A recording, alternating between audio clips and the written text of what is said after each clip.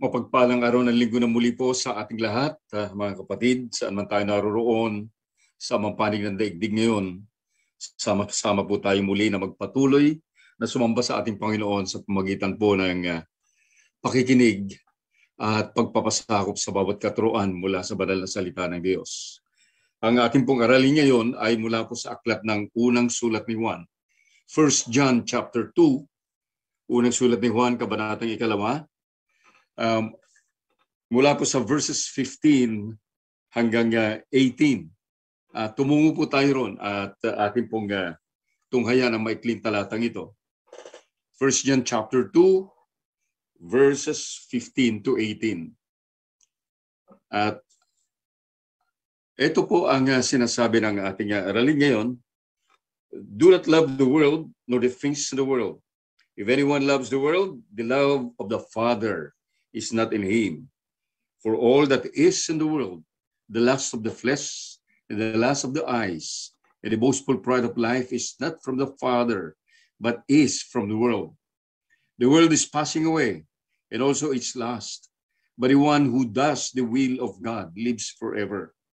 Children, it is the last hour, and just as you heard that Antichrist is coming, even now many Antichrists have appeared. From this we know that it is the last hour. Samahan po ninyo ako sa maikling panalangin. Aming Ama na makapangyarihan sa lahat, dumudulog po kami punong-puno ng pasalamat at pagdakila sa inyong walang hanggang kapangyarihan at kalwalatian, Panginoon, sa katapatan ng iyong pag-ibig na kailanman hindi magmamaliw. At patuloy po kami nagpapakumbaba sa inyong harapan na kami po ay umaamin, Panginoon, na wala pong katuturan ng aming buhay, maliban na kayo po ang nagpapagalaw nito, at walang katuturan ng anumang aming makamit sa daigdig na ito, maliban na ikaw ang nagkakaloob. At muli po, sa mga sandaling ito, hinihingi po namin, samahan po ninyo kami sa bawat kinaroroonan ng bawat isa, lukuban po ninyo ng iyong kalwalatian o Diyos. At ipahintulot po ninyo, Panginoon, na maghari ang iyong banal na Espiritu sa aming mga puso't kaisipan, na bawat katuroan nagmumula sa inyong banal na salita. Hindi lamang po magsilbing pagkain ng aming Espiritu o Diyos, kundi magsilbing kalakasan sa aming buhay espiritual at apoy na patuloy na magbibigay sa amin ng kakayahan na harapin ang buhay na may katatagan sa pananampalataya hanggang sa makamit namin ng lubusan ang nais mong ipagkaloob sa amin sa walang hanggan. Salamat po, Diyos. Patuloy niyo kaming turuan na sa inyo lamang po namin ibibigay lahat ng papurit pagsamba. Ito po ay panalangin sa pangalan ni Jesus na aming Panginoon at tagapagligtas. Amen. Amen. Ang ating pong aralin ngayon na mula sa 1 John ay maganda po na maunawaan natin na ang may akda po ng araling ito ay si Apostol Juan na isa sa mga original na nakasama ng Panginoong Hesus at nakasaksi sa kanyang buhay at direkta po nakasama niya sa lahat ng kanyang mga sa lahat ng panahon mo siya ay nangangaral dito sa lupa. At siya ay isa rin sa tatlo na nahirang nakasama ng Panginoon nung naganap po yung transfiguration sa Luke chapter 9 verses 28 to 29 na kung saan po ay isa si Juan sa nakakasaksi sa pagbabago ni Jesus kung saan po ay ipinakita niya ang kanyang walang hanggang kalwalatian, yung kanyang tunay na kalwalatian sa kanyang kaharian sa mga sandaling iyon. So, napakahalaga po na maunawaan natin ito nang sa ganun ay maunawaan, makita po natin ang kahalaga ng kanyang itinuturo. Karagdagan po sa kanyang sinabi sa chapter 1 po nitong 1 John ay ipinahayag niya yung katotohanan. Nung sinabi po niya, chapter 1 verses 1 to 3, ay sabi po niya, what was from the beginning, what we have heard, what we have seen with our eyes, what we have looked at at and touched with our hands concerning the word of life. And the life was manifested, and we have seen and testify and proclaim to you the eternal life, which was with the Father and was manifested to us. What we have seen and heard we proclaim to you, so that you too may have fellowship with us. And indeed our fellowship is with the Father and with His Son, Jesus Christ. Dito po, pinapakita po niya na alam niya lahat ang mga naganap. At ngayon, lahat ng kanilang nasaksiyan, lahat ng kanilang naranasan, ay Kanya ngayong ipinapasa, ipinapaliwanag at ibinabahagi sa lahat ng mga mananampalataya noong panahon na yon hanggang sa ating kapanahunan. Maganda rin po maunawaan natin na si John po ay tanging natirang mag-isa sa 12 original na apostles na umabot sa pagtanda. At marahil po ang isa sa mahalagang layunin kung bakit pinahintulutan ng Diyos na siya ay tumanda at hindi po siya napatay na maaga ay dahil po sa siyang pinagkalooban ng pribilehiyo na itala o isulat ang aklat ng pahayag o revelations na kung saan ay nandun yung conclusion ng lahat ng mga propesiya na naganap na at magaganap pa hanggang sa muling pagdating ng Panginoon. Napakahalaga po na ating maunawaan at least ay yung katotohanan na ito po hindi natin alam, madali po tayong matangay ng tukso na yung mensahe ng aklat ng unang Juan ay ating pong ipagsawalang bahala o babaliwalain.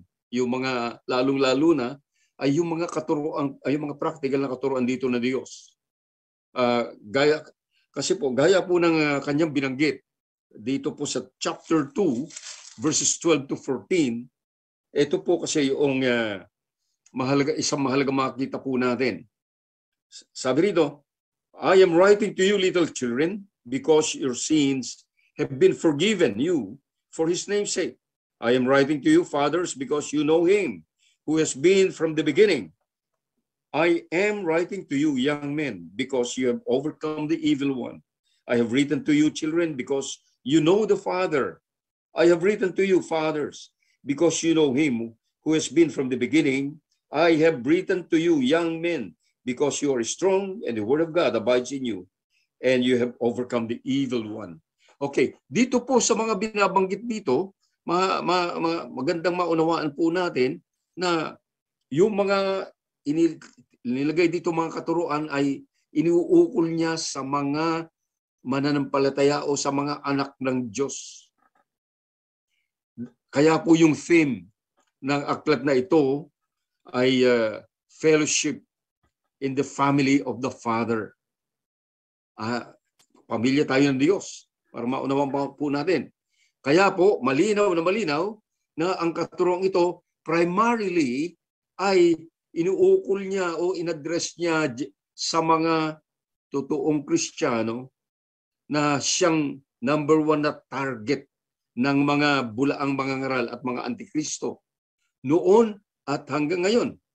Ngunit ito rin ay napakahalagang warning at eye-opening o eye-opener, magbubukas ng kaunawaan ng kaisipan ng mga tao doon sa mga nalinlang na at patuloy na nililinlang ng kalakaran ng sanlibutan.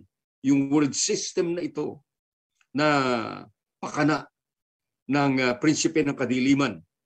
Kaya kung atin po naalala, paulit-ulit po itong 1 John 2:15 to 18 na atin pong madalas pong nagagamit.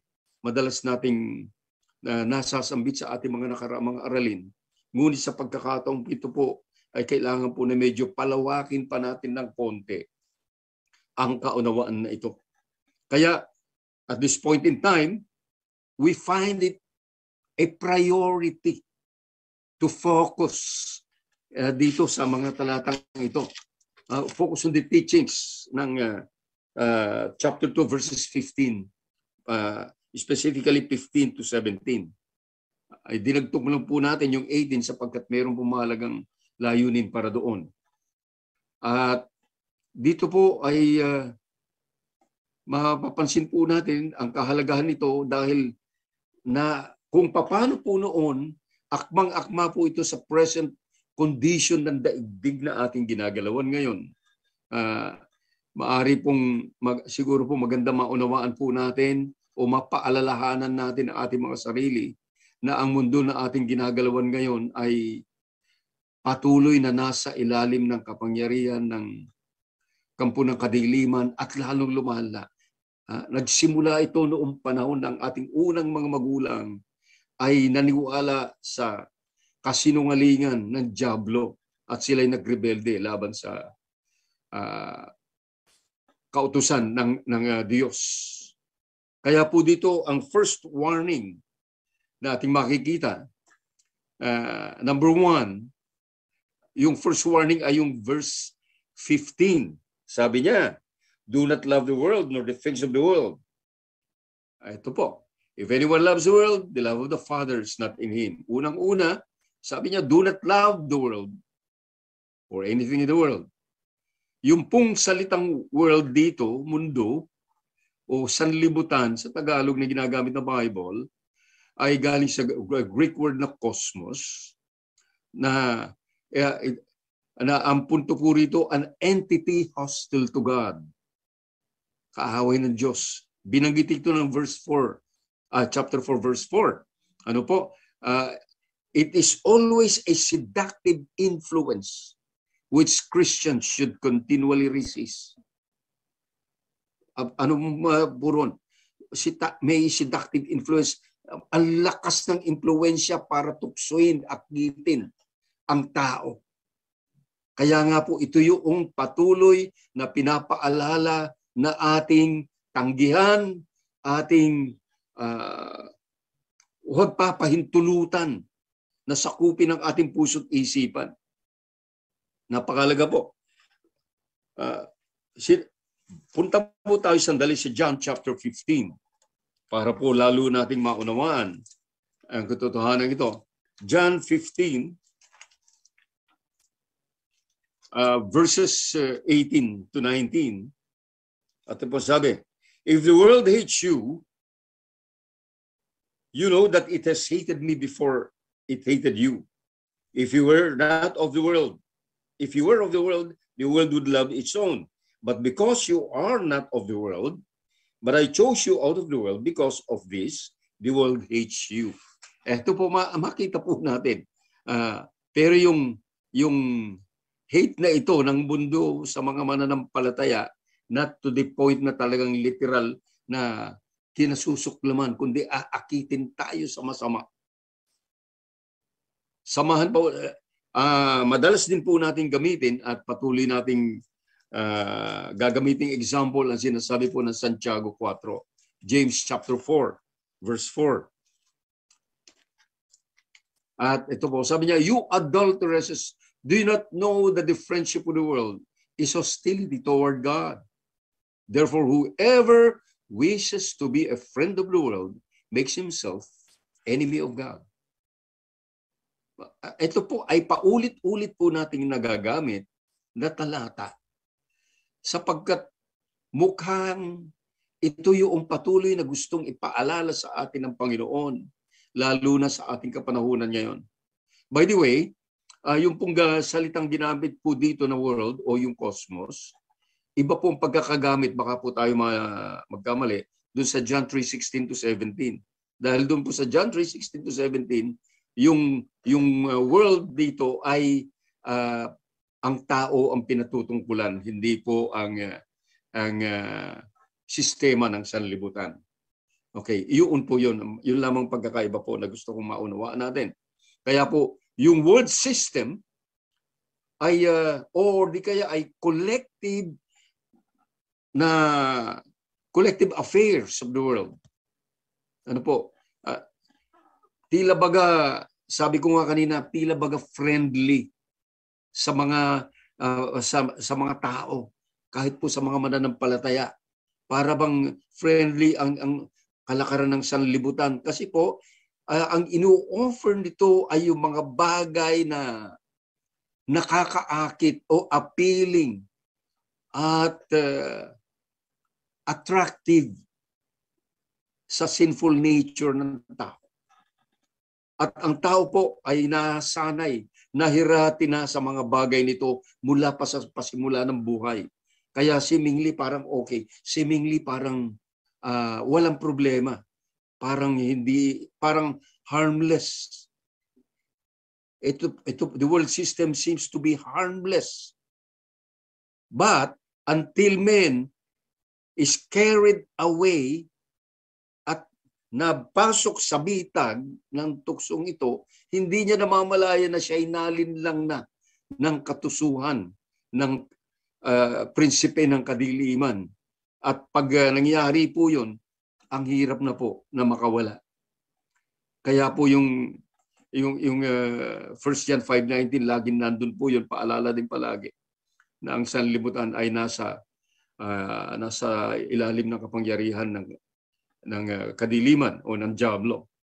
Kaya po, ito yung mapapansin natin na katotohanan. And letter B, patungkol po sa world,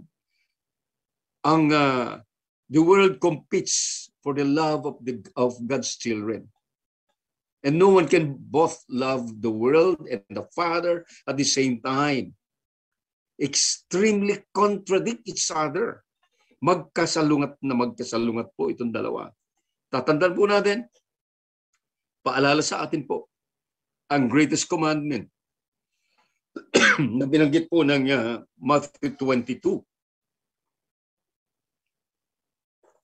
In Matthew 22, verses 37 to 38, ang sabi niya, ng Panginoon, you shall love the Lord your God with all your heart, with all your soul, and with all your mind. This is the greatest and foremost commandment. Pansinin po natin, greatest and foremost commandment. Kaya hindi pwedeng merong hihigit o may papantay. In Luke 16, ay sinabi rin po, verse 13, no servant can serve two masters. Either he will hate the one and love the other, or else he will devote to the one and despise the other. You cannot serve God and wealth. O yung ibang translation, you cannot serve God and mammon. And it is one of the one of the strongest instrument of the devil para linlangin ang tao. Tuloy po natin, letter C. Friendship with the world is hatred toward God. Paulit-ulit po ang James 4:4 na ating pong binabanggit. At hindi po nawawala yan palagi na ating binabanggit na katotohanan dito. Kaya po marahil po ay napakahalaga na ating pong isa-isip at isa-puso. Kanina po sinasabi natin, sinasabi natin kanina na the world system seems to be friendly, tama. That's the reason why it is so easy for people to be attracted with the things of the world. Pero sabi po ng James 4:4, adulterous. Parang pangangalo niya pala. Do you not know that the friendship with the world is hostility toward God? Ang hirap po. Therefore, whoever wishes to be a friend of the world makes himself enemy of God. Ito po ay madalas natin ginagamit, but it seems that many Christians, many people who know the Bible, don't even care to realize the truth na sila po ay nahuhulog sa bitag ng kaaway ng dahil dito. Ito po makikita po natin unti-unti at mapapatunayan natin ang katotohanan ito sa ating mga buhay. See, the affairs of this world and the system of values and principles and goals excluded God. Kaya po hindi pwede. Yung kalakaran ng sanlibutan, yung mga values nito, yung mga prinsipyo at mga goals ng sanlibutan, itsapuera po ang Diyos. Kaya po, yun ang malungkot na katotohanan, initsapuera ang Diyos, kung kaya't dahil dito, mula pa sa pasimula, na tila baga maganda ang ginagawa ng sanlibutan. Mula pa sa pasimula, na tila baga ang mga kalakaran ng sanlibutan ay kasama ang Diyos at ginagamit ang pangalan ng Diyos. Ngunit tatandaan natin na ang sistema ng sanlibutan kahit baga ginagamit ang pangalan ng Diyos at tila baga friendly sa tao. Ang mga tao po noon na relihiyoso, sila po ang nagpapatay kay Jesus. Kaya po hindi natin maaring panghawakan. At this present age, tingnan natin, lalong-lalo na ngayon po, lumalala at lumalala na ang world system and world values, lalo pong sumasalungat sa mga katuruan ng salita ng Diyos.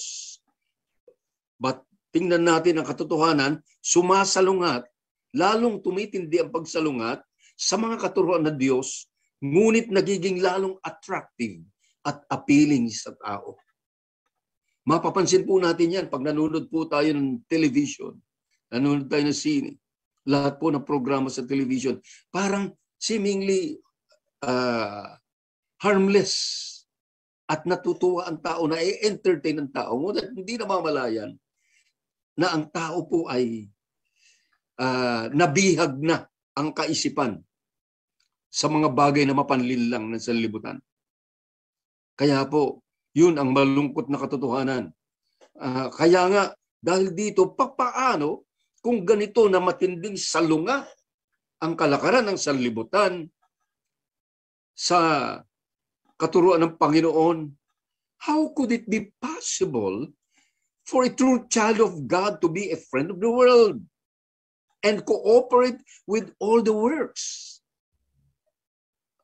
of the devil? Paano? Kaya po ang totoong Kristiyano, totoong anak ng Diyos, hindi niya gagawin. O kung ginawa man, siya'y magsisisi at itakwil ng lubusan ang pag-ibig sa mga bagay ng sanlibutan. Hindi natin maiaalis ng totally ang mga bagay ng sanlibutan because we are still in this world. However, iba po kasi yung punto na nandun yung puso mo, nandun yung puso at kaisipan mo, nandun yung pag-ibig mo. Iba pong ibig sabihin nun. Okay, let's go to number 2. The highlights of the world false outlook. Yan po. It describes the reason for the warning. Ano po yung verse 16, sabi po ng verse 16, for all that is in the world, the lust of the flesh, the lust of the eyes, and the boastful pride of life is not from the Father, but is from the world. Dito po na-describe na mabuti, letter A, yung sinabi, lust of the flesh, na ang punto po ay yung cravings, yung desire, yung pagnanasa. Sa New Testament, yung word na lust, L-U-S-T, na parehos din ng salitang cravings or ng desire. Ang punto po rito, it connotes desire that are sinful. Sinful na ano po itong bagay na ito, yung flesh, lust of the flesh na ito, yung pagnanasa ng laman. Kaya po, at yung expression na sinful man is translated in the Greek as sarx, o sa English ay flesh, laman. Kaya ito po'y patungkol sa appetite ng ating katawan na makasalanan, na mali. Illicit bodily appetite. Sinful appetite of the body. Kaya po, ano ang ibig sabihin nito? Ang ibig pong ipakita sa atin dito, ang lahat ng ginagawa ng tao na kanyang idinudulot sa kanyang katawan upang makatanggap na mga bagay na magpapasaya, magpapaligaya o magbibigay ng kasiyahan, ngunit makasalanan. Pagbigyan ng kasiyahan yung desire, yung pagnanasa ng laman ng sinful flesh. Ito po yung punto na ibig pakita rito. At dito, hindi lamang po mga tao ng sanlibutan, kundi maging ang mga mananampalataya po are susceptible to the same. Both in thoughts and in action. Tayo pong lahat ay na laging nanganganib na madaling maakit ng ganitong kasalanan, madaling mahulog sa ganitong kasalanan. Sa isip pa lang nangyayari na, at yung nasa isip ay tutungo sa action o sa paggawa. Kaya po ang laki ng problema ng tao kapag siya ay hindi totoong nakakapit at tunay na sa Panginoon lamang umiibig. Letter B, lust of the eyes. Lust of the eyes, it points to man's covetous and acquisitive nature. Yung kagustuhan ng tao na mag-angkin ng mga bagay na nakikita at ariin ang mga bagay na ito na kanilang nakikita. Ang tao kasi napakadaling ma-attract, mahaling, o madaling maakit ng mga bagay na nakikita niya sa mundong ito, at yun ang mag-uudyok sa kanya upang magkaroon ng pagnanasa, upang angkinin ang mga bagay na ito na inaakala niya na magbibigay ng kasiyahan, ng satisfaction o pleasure sa kanyang sarili. Kaya po, napakahirap. At muli, ganun din po, yung desire na ito nagsisimula sa isip.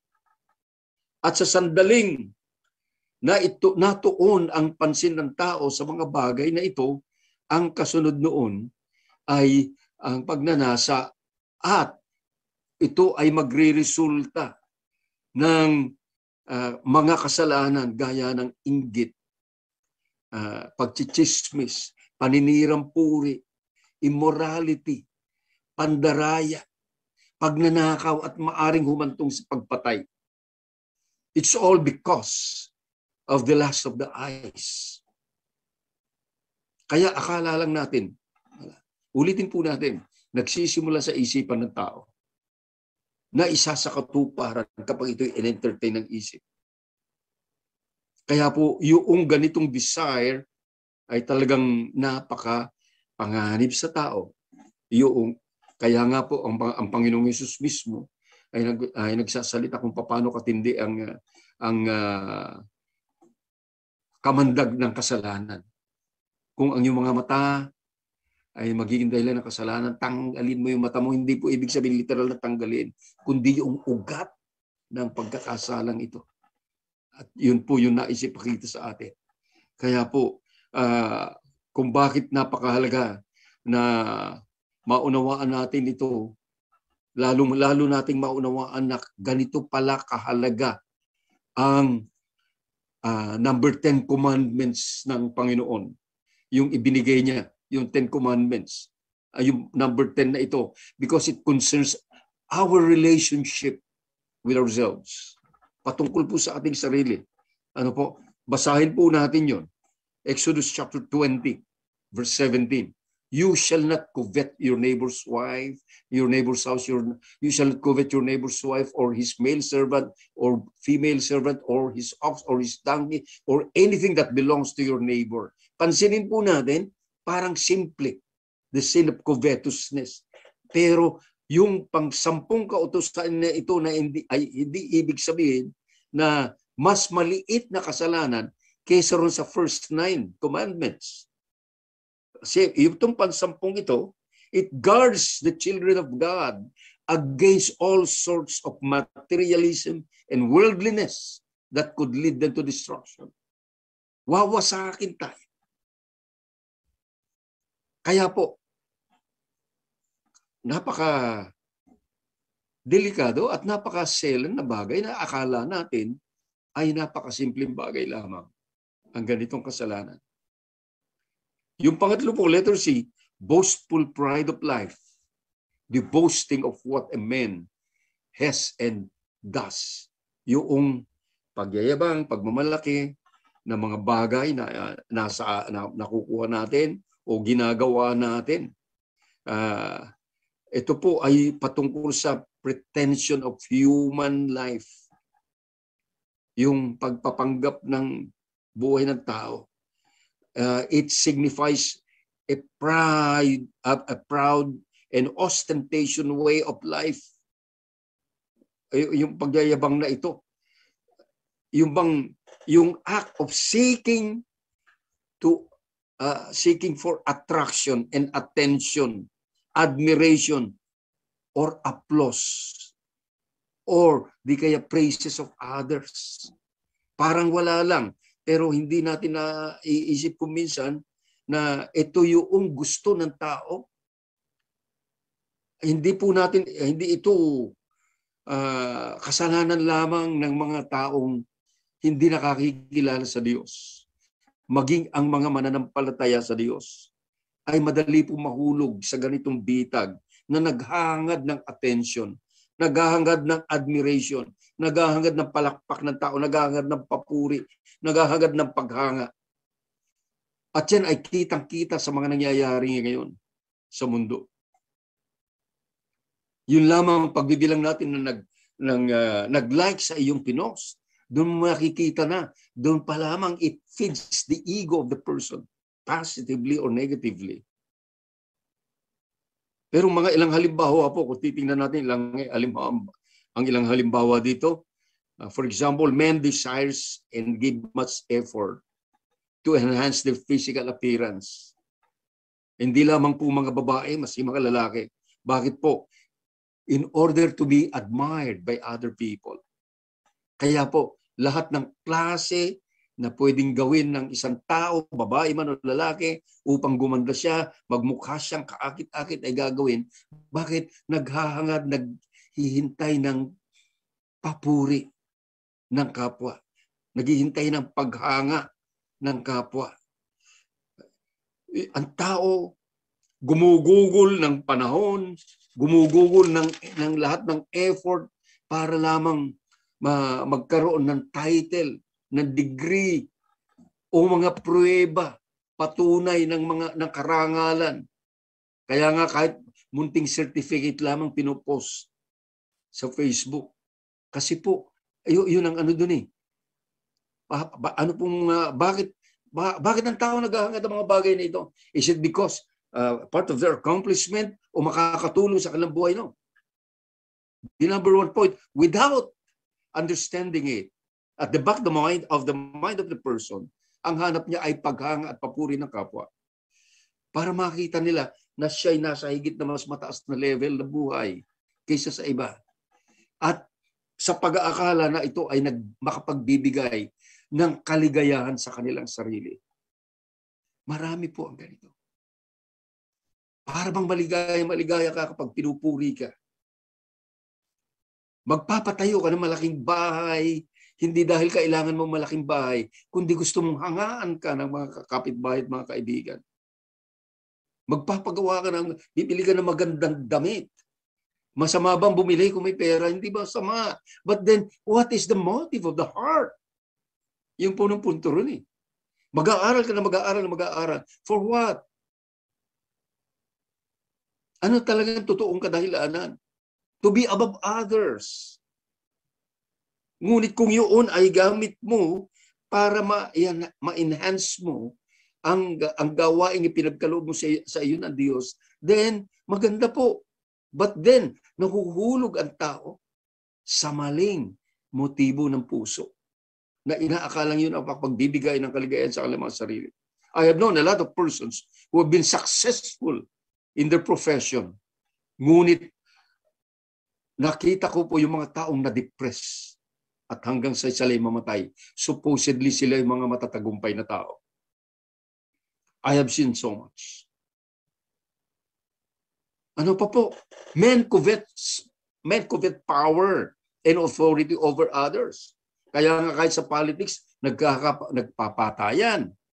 Bakit po? Just to feed their ego that they want to be on top of others. Yung power. Naghahanap they desire for power for what? To be above others. na parang okay. Ngunit kahit tingnan po natin ang Bible, yung binigyan ng sobrang power ay sila yung bumagsak din sa kasalanan. That's the sin of Samson, for example. Kaya po, sa halip na ang mga bagay na ito ay nakakatulong, hindi po talaga. Dahil ito ay ginagamit ng dyablo upang ang tao ay hatakin, mahulog sa kanyang patibong. Men covet for worldly riches. Bakit po? To make themselves feel that they are secured, na sila ay matatag na sa buhay, secured sa earthly life, at papaniwalain sa kanilang mga sarili na sila ay maligaya sa pagkakaroon nito. But then, ang pinakamalungkot na tao ay yung taong nasa kanya ang lahat, puwera lang ang Panginoon. Ang lungkot po. Yung iba po, people do good for others. People do favor for others. Napakaganda pag inisip po natin. But then, the motive speaks of the truth. Others do this, nagbibigay ng tulong sa kapwa, tinutulungan, magbibigay ng favor sa iba, o di kaya naman bigyan niya ng kasiyahan ng kanyang kapwa upang sa ganon ay siya ay ma-appreciate. And that is boastful pride of life. Yung pride ng self. At pag-aakalang ang sarap ng pakiramdam ng ganon na siya'y pinupuri na nga. Kaya po maraming gumagawa ng mabuti, seemingly mabuti, but not necessarily mabuti, kundi just to feed the ego, the foolish ego. Kaya nga po, number one na kalaban natin, sa totoo lang ay hindi si Satanas, kundi ang ating sarili. Yun po yung malungkot na katotohanan ng buhay. Worldly people are so focused on living their lives with all these mentioned values and perspectives na binanggit po natin, sa kabila ng katotohanan na walang sino mang nabuhay na meron itong mga bagay na ito sa buong kasaysayan ng mundo na totoong nakapagpatunay na ito nga ang kailangan sa buhay. Not even one. Not even King Solomon.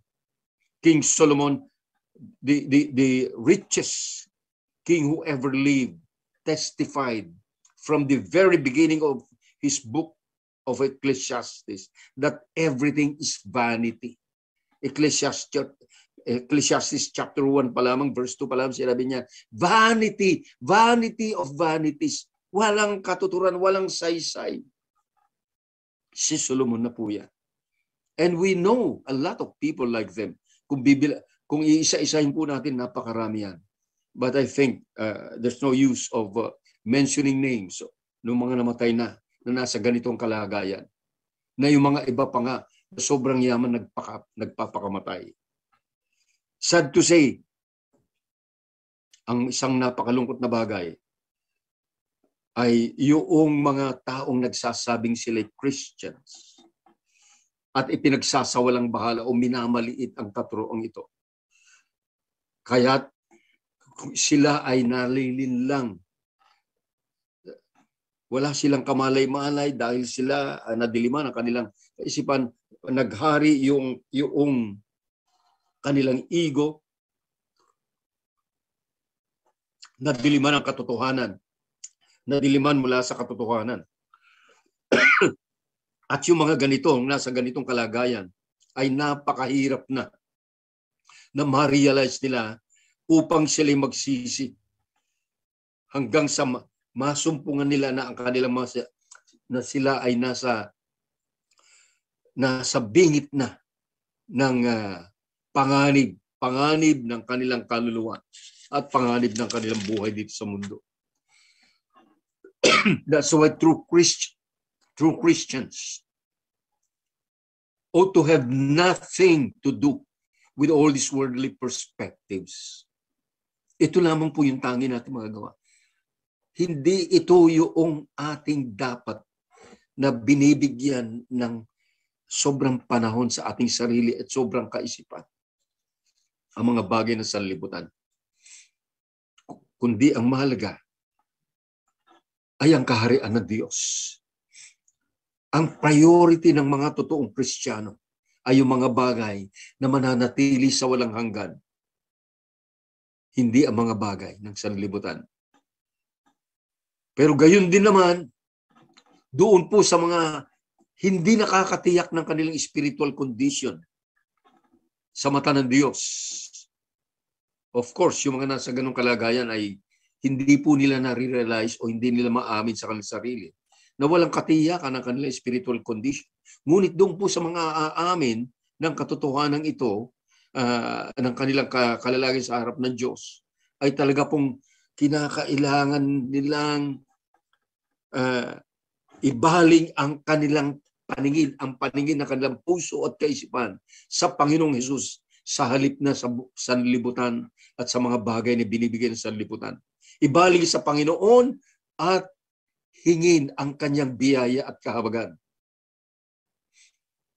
It is not easy. It takes a lot of humility to accept the truth that we do not know our spiritual condition in the eyes of God. Then pray for humility. Pakita sa atin ng Panginoon ang ating kalalagayan. Ito po yung mahalaga. Okay, we go to number 3, the revealed truth about the world. Yan po yung verse 17 dito sa ating binabasa. The world is passing away, and also its lust, but the one who does the will of God lives forever. Okay, ito po yung malinaw na kapahayagan ng katotohanan. The world and all its desires are temporary. Everything will vanish one day. Isang araw po, mawawalan lahat na ito. It will be sooner than we may think. Akala natin, matagal pa. Hindi po. It could be any time na magaganap ang ating binabanggit na ito dahil sinabi na po ito ng Bible. Okay. Yung word dito, napakaganda maunawaan natin. Napakaganda kasi the word lives.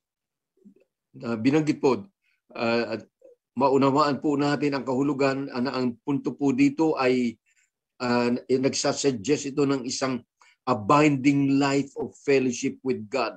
Yung pananatili ng buhay na kapiling kasama ang Diyos.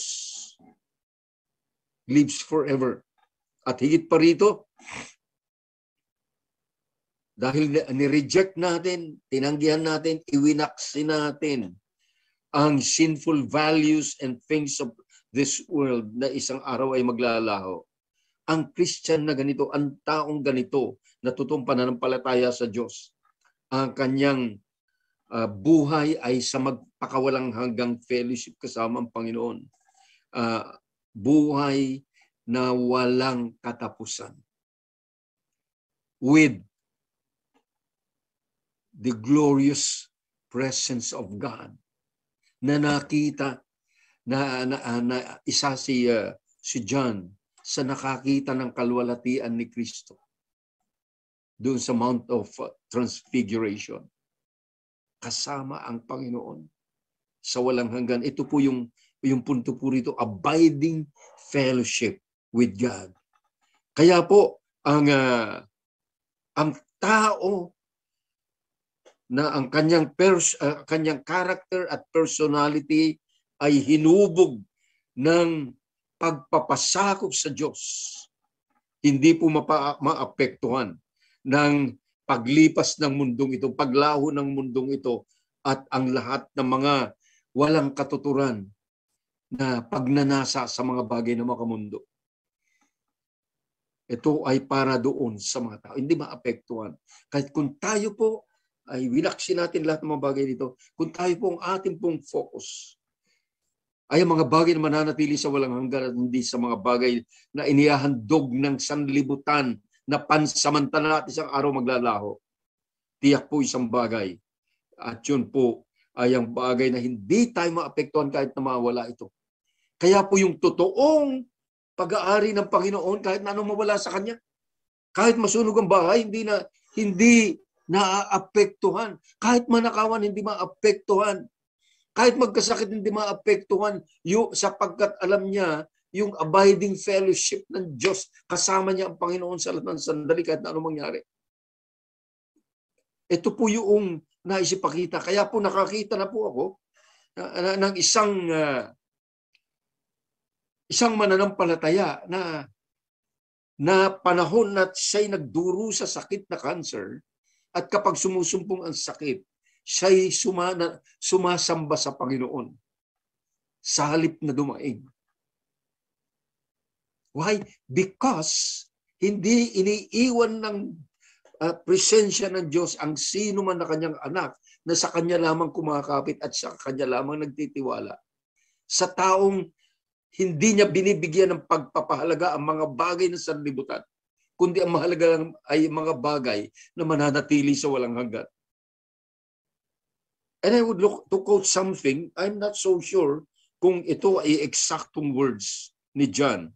Pero parang sinasabi ni John ang ganito, only one life, it will soon be past. Only one desire for Christ will last. Only only one life, it will soon pass. Only what's done for Christ will last. Di ko po sure kung exact words niya ito, pero it seems to be this way. Kaya po, let's go to number 4. The concluding warning is in verse 18. Children, it is the last hour, and just as you heard that the Antichrist is coming, even now many Antichrists have appeared. From this we know that it is the last hour.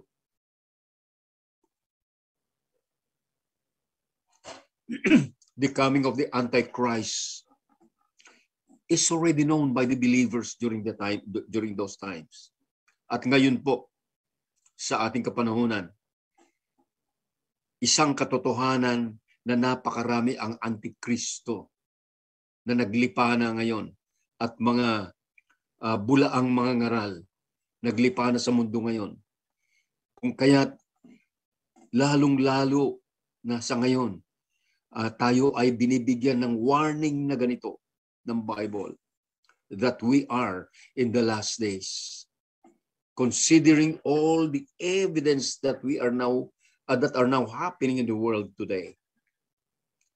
Kitang-kita na po lahat ng patunay, lahat ng pruweba na tayo nasa huling panahon. At kung ito, nung isinulat ni John, nag-warning na siya na nasa huling sandali dahil isinulat na niya ang Book of Revelations after this. So, higit lalo na sa ating kapanahunan ngayon, higit lalo na ang mga sinabi ng Bible na mga propesiya ay nangyayari mismo sa ating harapan. Kaya po, iyaan ang mga bagay na nagpapatunay ng katotohanan na nasa huling panahon tayo. So, as we take our focus out of this world and the things of this world, we are to enter through the narrow gate that leads to life. But only few find it. Matthew chapter 7, verses 13 to 14. Enter through the narrow gate, for the gate is wide and the way is broad that leads to destruction, and there are many who enter through it. For the gate is small and the way is narrow that leads to life, and there are few who find it. Pansinin po natin, by rejecting all the things of this world and focusing on the things of the eternal, it's a one clear way that we are entering and passing through the narrow gate. Ito po ang isang napakahalaga na paalala ng Bible sa ngayon. Kaya, along the path of righteous life, there will be struggles. difficulties because we are not of this world anymore. If we belong to Christ and the world system is against the children of God. Ano po? Hindi na tayo tigamundo eh. Tayo ay mamamayan ng langit. Kaya po, hindi maari na maging kampante tayo, hindi maari na tayo po ay komportable sa mga bagay ng sanlibutan. At dahil sa pag-iwas sa mga bagay ng sanlibutan, ay meron tayong tatahakin na landas ng hirap. But then, ang ganda pa rin ng paalala sa atin ng Bible. No? Hebrews chapter 12 verses 1 to 3 has given us an excellent advice and principle to follow. Sabi niya, therefore, since we have so great a cloud of witnesses surrounding us, let us also lay aside every encumbrance and every sin which so easily entangles us, and let us run with endurance the race that is before us. Verse 13, verse 1 to 3. Verse 1 palang yata yan. Verse 2, fixing our eyes on Jesus, the author and perfecter of faith, who for the joy set before him endured the cross, despising the shame, and has sat down at the right hand of the throne of God. For considering him who endured such hostility before sinners against himself, so that you will not grow weary and lose heart. Ang ganda po ng pinapaliwanag sa atin dito, nakafocus kay Kristo, hindi po tayo manghihina. Lahat ng mga nasa mundong ito ay hindi lamang po mga tukso, kundi sila yung nagdi-distort, gumagambala, sinisira ang focus natin sa Panginoon. At habang tayo nakafocus sa Panginoon, hindi tayo affected ng kahit anong bagay na dito sa mundo. Sapagkat ang tinitingnan natin ay si Kristo na tiniis niya lahat para sa atin.